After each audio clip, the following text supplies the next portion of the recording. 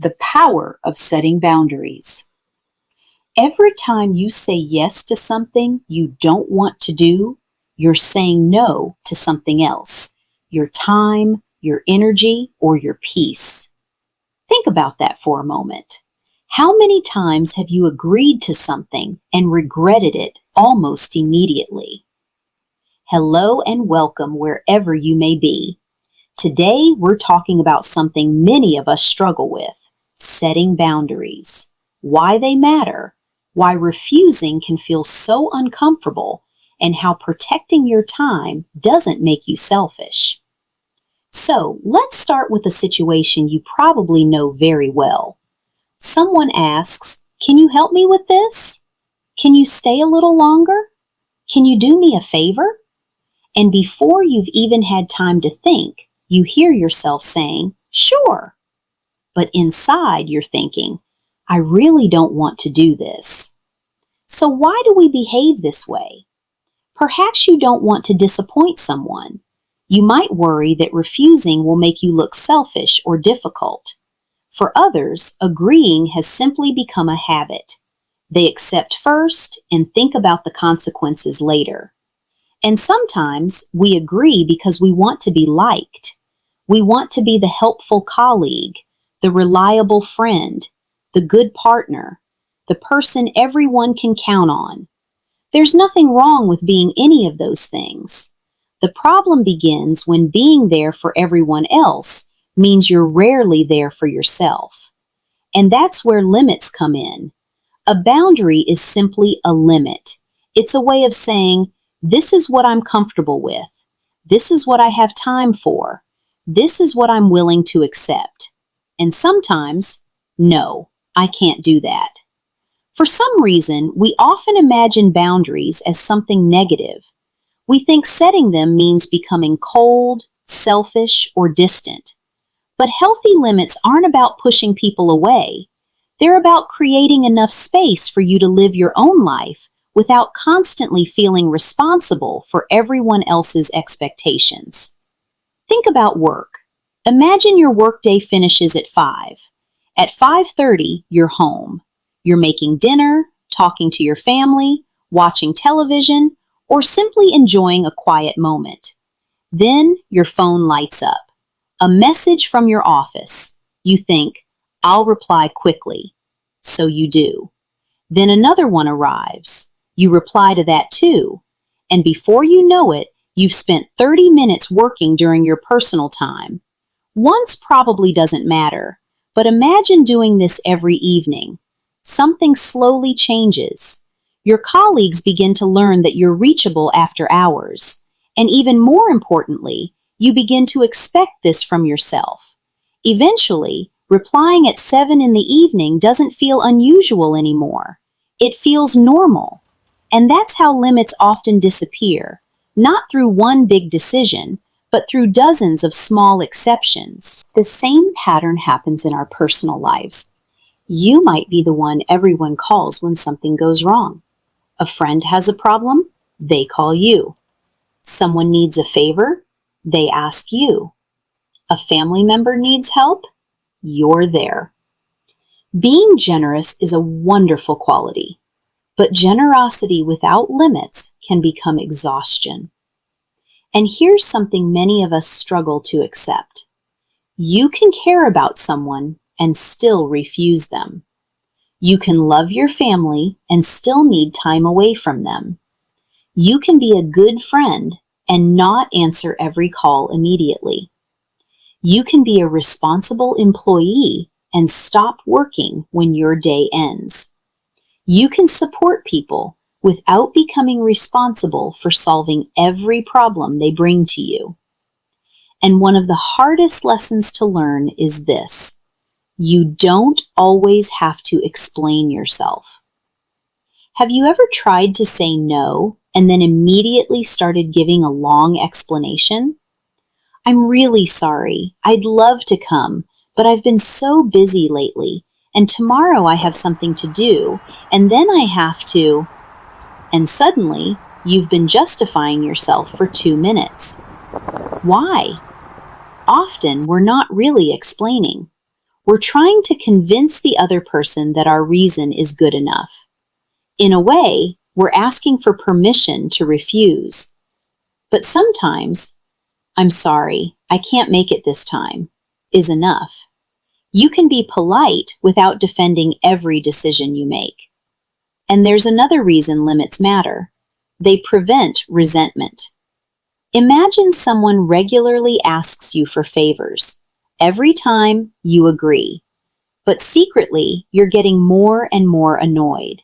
You start thinking, "Why do they always ask me? Don't they realize I'm busy? Why can't they do it themselves?" But here's an uncomfortable question. Have you ever told them it's too much?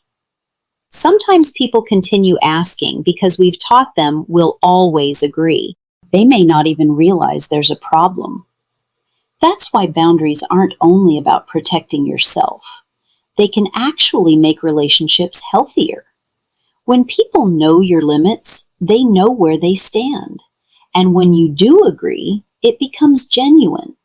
You're not helping because you're afraid of disappointing someone.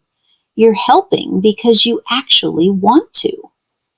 Of course, there's an uncomfortable part of this topic we should talk about. Not everyone will welcome it, especially people who benefited from you having no limits. If you've always replied immediately and suddenly you don't, someone may notice. If you've always accepted extra work and you start declining, someone might be surprised. If you're usually the person who solves everyone's problems and you suddenly say, "I can't help today," someone might even feel let down. That doesn't automatically mean you've done something wrong. Sometimes you're simply changing a pattern. And changing a pattern can feel uncomfortable for everyone involved, including you.